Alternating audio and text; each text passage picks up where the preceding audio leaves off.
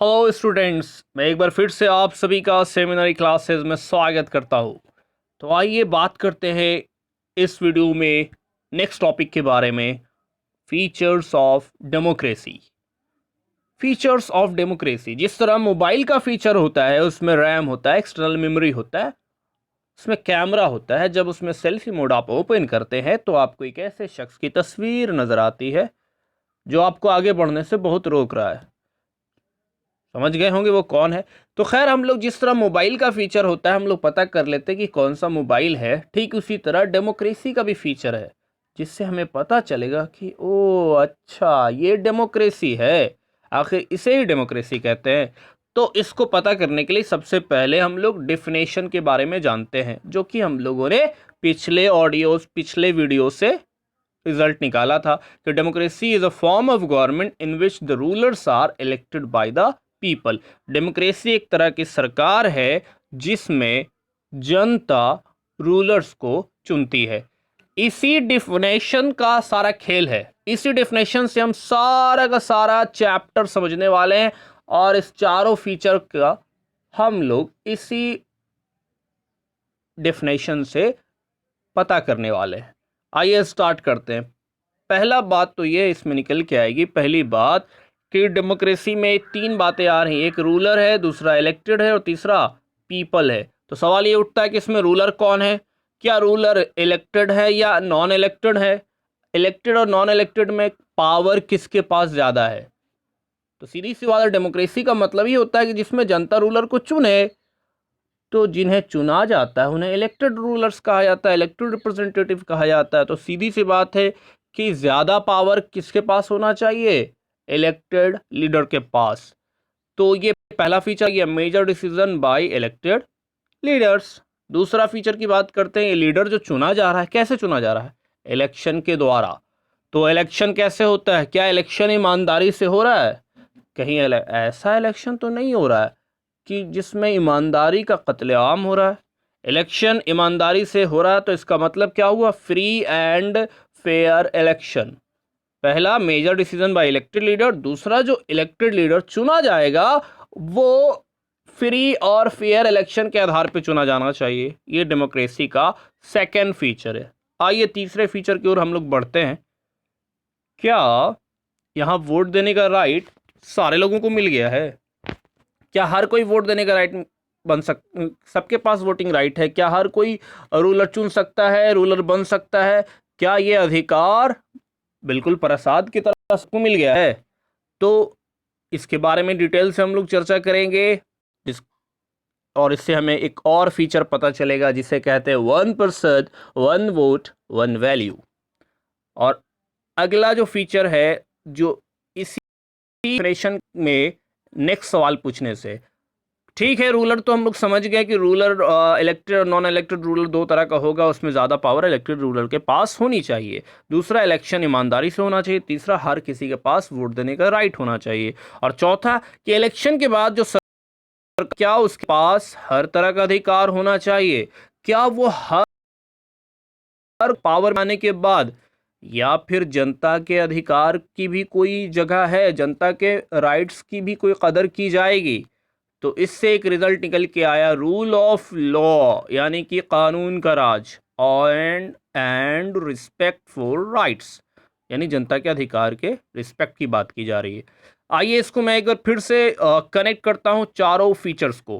पहला फीचर क्या है, जिसमें रूलर जो है कौन है इस डेफिनेशन में, तो इसको मैं एक एग्जाम्पल के माध्यम से आपको, आपके क्लास के एग्जाम्पल के माध्यम से समझाता हूं।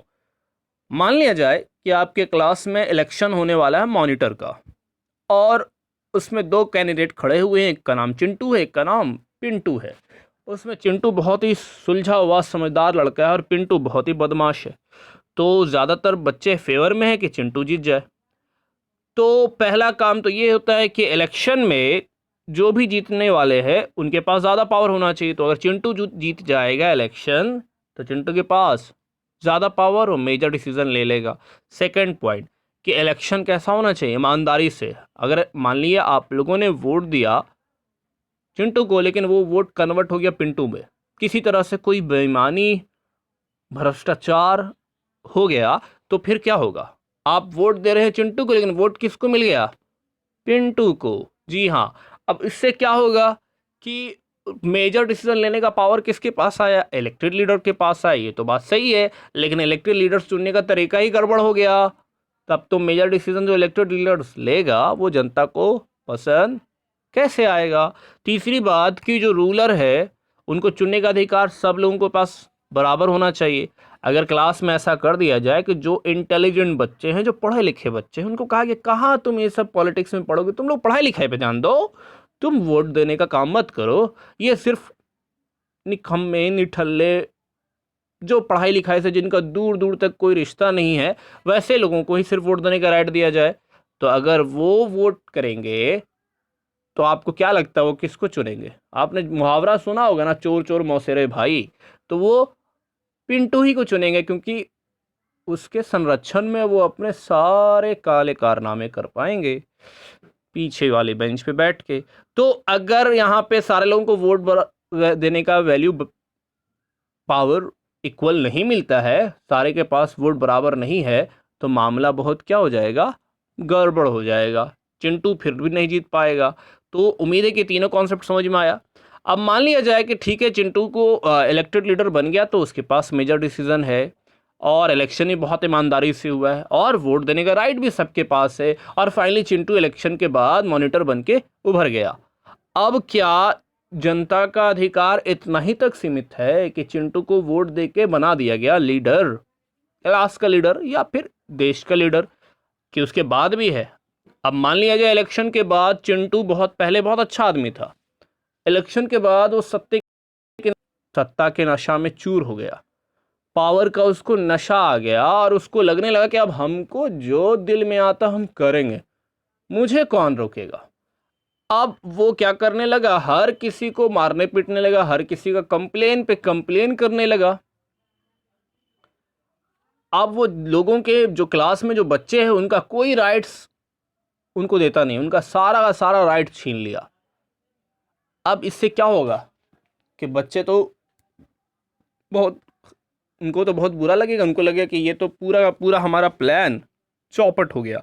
तो यहाँ पे आपको समझ में आ रहा है कि चिंटू को इलेक्शन में मेजर डिसीजन लेने का पावर भी होना चाहिए, साथ साथ में वो इलेक्शन फेयर होना चाहिए, सब लोगों को वोट देने का राइट भी होना चाहिए, और जिस तरह से चिंटू चुनने के ईमानदारी से चुन के आया है, उसके बाद इलेक्शन के बाद भी वो ईमानदारी से काम करे। इसके लिए कानून होना चाहिए, rule of law and respect for right. जबकि इधर से हम लोगों ने रिजल्ट क्या निकाला? Free and fair election, major decision by elected leaders, और तीसरा 1 person 1 right, 1 person 1 vote 1 value. तो आइए हम लोग पहले फीचर को थोड़ा सा एक्सप्लेन कर लेते हैं।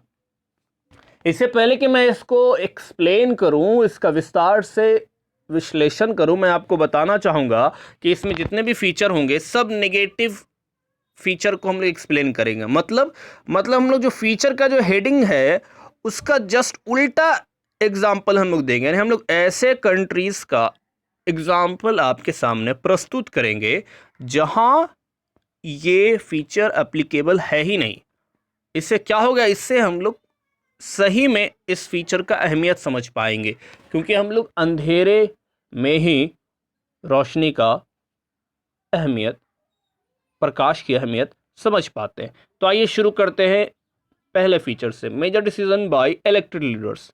पाकिस्तान में होता यूं है कि पाकिस्तान में 1999 में जनता के द्वारा चुनी गई एक सरकार को ओवरथ्रो करके परवेज़ मुशर्रफ, जो कि मिलिट्री का अधिकारी था, सेना का अफसर था, वो वहाँ का प्रेसिडेंट बन जाता है। पहले तो उसने खुद को चीफ एग्जीक्यूटिव घोषित किया, बाद में उसने अपना पोस्ट प्रेसिडेंट के तौर पे चेंज कर लिया, और यहाँ तक ही वो रुकता नहीं है। 2002 में उसने एक रेफरेंडम कराया। रेफरेंडम का मतलब होता है वैसा वोटिंग प्रोसेस जिसमें आपको यस या नो कहना होता है। तो उस वोटिंग के हिसाब से उसे 5 साल का और एक्सटेंशन मिल गया रूल करने के लिए। हालांकि पाकिस्तान की मीडिया, वहाँ के जो ह्यूमन राइट ऑर्गेनाइजेशन है और जो डेमोक्रेसी के लिए काम करने वाले लोग हैं, उनका कहना है कि ये इलेक्शन बहुत ही ईमानदारी से हुआ है, मतलब बहुत ही फ्रॉड से हुआ है, बहुत ही ज़बरदस्त इसमें फ्रॉड है, घपला है। लेकिन वो हो गया सो हो गया। 2002 में ही इस बंदे ने एक कानून पास किया जिसका नाम लीगल फ्रेमवर्क ऑर्डर, जिसके अंतर्गत पाकिस्तान के संविधान को बिल्कुल बदल डाला गया। जिस तरह फिल्म के अभिनेता और अभिनेत्री हर मूवी में अपना चेहरा और किरदार बदल लेते हैं, उसी तरह से संविधान को बदल दिया गया वहाँ। अब इस ऑर्डर के में क्या लिखा था? सॉर्ट में लिखा था कि प्रेसिडेंट किसी भी टाइम नेशनल और स्टेट असेंबली को डिसमिस कर सकते थे, ख़त्म कर सकते थे, हटा सकते थे, और सारा कुछ सुपरवाइज करने के लिए वहाँ एक कैबिनेट बनाया गया, सिविलियन कैबिनेट, लेकिन उसमें ज़्यादातर अधिकारी मिलिट्री से थे, सेना से थे। आपको प्रॉब्लम समझ में आ रहा होगा फ्रॉड कहाँ पे है। अब आप देखिए, ये लॉ पास हो जाने के बाद वहाँ इलेक्शन हुआ, नेशनल हो या स्टेट लेवल हो, दोनों असेंबली में इलेक्शन हुआ, जनता ने वोट डाला, तो पाकिस्तान में इलेक्शन हुआ या नहीं हुआ? हुआ। इलेक्शन के बाद रूलर चुन के आए कि नहीं आए? बिल्कुल आए। तो सवाल ये उठता है कि डेमोक्रेसी यहाँ पे है या नहीं? आपको तो लगेगा कि हाँ है भाई, क्योंकि form of government in which the rulers are elected by the people, तो यहाँ तो ruler elected by the people है ही। लेकिन रूलर का मतलब आपको पहले समझना पड़ेगा। रूलर मतलब जो फाइनल डिसीजन लेने का जिसके पास पावर हो। लेकिन ऐसा यहाँ पे देखने को मिल रहा है, पाकिस्तान ने तो रिप्रेजेंटेटिव को चुना है जनता ने वहाँ की, लेकिन फाइनल पावर किसके पास है? परवेज़ मुशर्रफ के पास। तो आप देख सकते हैं कि यहाँ परवेज़ मुशर्रफ के अंदर जो सरकार है पाकिस्तान में जो थी, उसे एक डेमोक्रेसी नहीं कहा जा सकता है। क्यों नहीं कहा जा सकता है? क्योंकि यहाँ पे जनता जिन लोगों को चुन रही है वो रूलर्स नहीं है, उनके पास फाइनल डिसीजन लेने का कोई पावर नहीं है, बल्कि सारा पावर किसके पास है? आर्मी ऑफिसर के पास और जनरल परवेज़ मुशर्रफ के पास। और इन दोनों में से कोई भी जनता के द्वारा नहीं चुने गए हैं, बिल्कुल वैसे नहीं चुने गए जैसे आपने अपना नाम नहीं चुना है। अब ये चीज़ें कई डिक्टेटरशिप और मोनार्की में भी देखने को मिलेगा। वो लोग भी इलेक्शन कराते हैं, पार्लियामेंट है उसमें जनता चुन के आती है, इलेक्शन के द्वारा जनता इलेक्शन के द्वारा कुछ नेताओं को चुनती है, लेकिन उनके पास ज़्यादा पावर वगैरह होता नहीं, ये सब सिर्फ ढकोसला है। तो इससे हमको एक बात तो समझ में आ गया कि ज़्यादा पावर जिनके पास हो वो इलेक्टेड लीडर होना चाहिए, तभी डेमोक्रेसी उसे कहा जाएगा, वरना सब कुछ गड़बड़ है। जैसे आपने चिंटू को चुन लिया, लेकिन सारा पावर चिंटू के पास नहीं है, बल्कि कोई और बच्चा है पिंटू ही क्या करता है, सबको मार पीट के चिंटू को हटा के सारा पावर अपने पास ले लेता है। आप वोट दे के चिंटू को चुनते रहिए, लेकिन सारा डिसीजन पिंटू ले रहा है, तो फिर कोई फ़ायदा तो हुआ नहीं। उसी तरह कई ऐसे कंट्रीज़ है जैसे इराक वगैरह, जहाँ यूएस का रोल रहता था, अमेरिका का। बताइए, अमेरिका बाहर में एक्सटर्नल पावर है, उसका कंट्रोल इराक के अंदर है, तो क्या अमेरिका को इराक की जनता ने चुना है? ऐसा तो नहीं हुआ था। तो इसको तो डेमोक्रेसी बिल्कुल नहीं कह सकते हैं। तो यहाँ से हमें पहला फीचर एकदम क्लियरली समझ में आ गया होगा कि डेमोक्रेसी में फाइनल डिसीजन पावर किसके पास होना चाहिए? उन लोगों के पास जिनको जनता ने चुनकर भेजा है। I hope you got the clear definition. थोड़ा लंबा हुआ है ये वीडियो, और आगे का वीडियो उम्मीद है कि मैं छोटा करूँगा और 2-3 फीचर एक साथ डील करूँगा, लेकिन मेरा मेन मकसद है आपको एक एक पॉइंट समझा देना, रटंत विद्या घुटंत माला से बचा देना, और एग्ज़ाम में आपका बेड़ा पार करा देना। Thank you, have a nice day, bye bye. अगले वीडियो में आपके सामने कुछ और फीचर्स को डिस्कस करूँगा। तब तक के लिए अलविदा, बाय बाय।